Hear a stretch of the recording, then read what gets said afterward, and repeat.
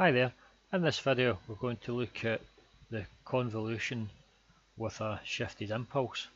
Now we know that if we have a function f of t, then when we find the Fourier transform we get a function f of j omega. Now if we were to find the Fourier transform of a shifted impulse, then this will give us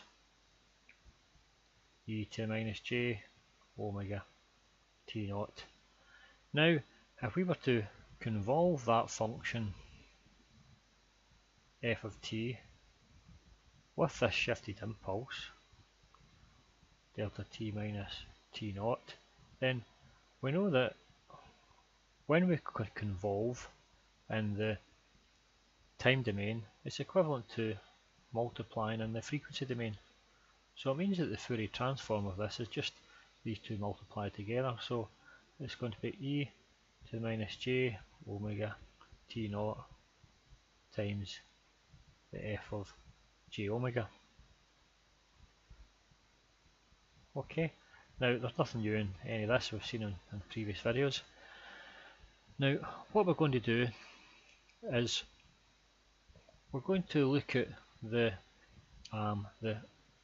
shifting property which we've seen in a previous video. Okay, so there's a video there on the shifting property, and if you're not sure about that, then I suggest you go back and have a look at that. So in that video we've seen that if you take a function and you delay that function by a time t naught, then in the frequency domain that's equivalent to taking the function and adding linear phase onto it, which is equivalent to multiplying e to the j omega t naught f of j omega. Okay, so we could call this number 2 and we can call that number 1. Okay, so that means if we were to look at these two equations 1 and 2, it means then that we can write that f of t minus t naught is going to equal, okay, f of t minus t naught is going to equal delta, well it's going to equal this f of t convolved with delta t minus t naught. Now that's the little thing that we're looking for. Okay, and you can see that's the case because when you Fourier transform this, you get this here. Okay, but this here is exactly the same as that there. Okay, and when you inverse transform that there, you get this here. Okay, so that must be equal to that. Okay, so you're just working your way around about that. Fourier transform to that, which equals that, which inverse transforms to that, so that must equal that. Okay, so now what we're really saying is that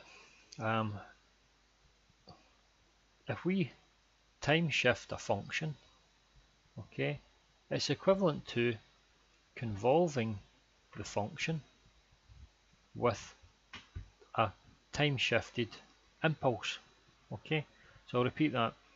If we time shift a function, it's equivalent to convolving the function with a time shifted impulse. Now that's quite important. Now we'll draw it out here, okay, and then it'll become apparent when we draw it out. Okay, so if we were to take a function, okay, I'll just draw it in kind of 2 dimensions of function. Let's say we take the sinc function. So that's a sinc function there in the time domain. When we Fourier transform it, we'll end up with a square wave in the frequency domain. Now we've derived that before and you've seen that before. Okay, now what we are saying here is that if we convolve this function here, f of t, with an impulse, a shifted impulse, and that's going to be delta t minus t naught, so this point here is t naught. So we're saying that when we convolve these together, what we'll actually get is the exact same function here, but shifted to this point t0. Okay, so you'll just get another sync bit, that same sync function, but it'll just have shifted the whole function along the time axis. Okay, so that's what you're going to get there. Okay, so that's going to be our that's delta. That's going to be our f of t convolved with delta t minus t naught, and you can see that there, because if I was to take the Fourier transform of a shifted impulse, then what we get is we get our magnitude still remains as 1, but the phase, okay, the phase varies.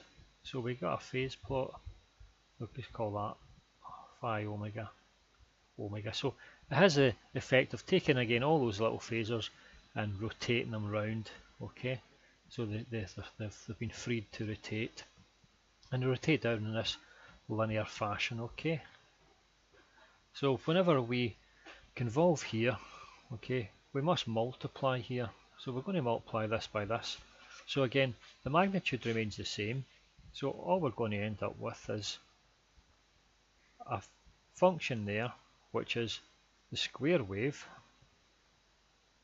right? But it's the square wave, that little square section there, with a phase added. Okay, so multiplying those two together, that remains still at height 1, but all of the components again have been allowed to rotate. Okay, so we just added in some linear phase into that. Okay, so that's omega, and this here is our value t0. Okay, so that's just added all that linear phase, and whenever we do that there, well, this will give us our shifted impulse here. Okay, now just to finish off, you can do the same thing in the frequency axis. Okay, so you could say f of omega minus omega naught would be our delta omega minus omega naught convolved with f of j omega. Okay, so that's our frequency equivalent. So that's all for this video, and I'll get you in the next video. Okay, bye bye.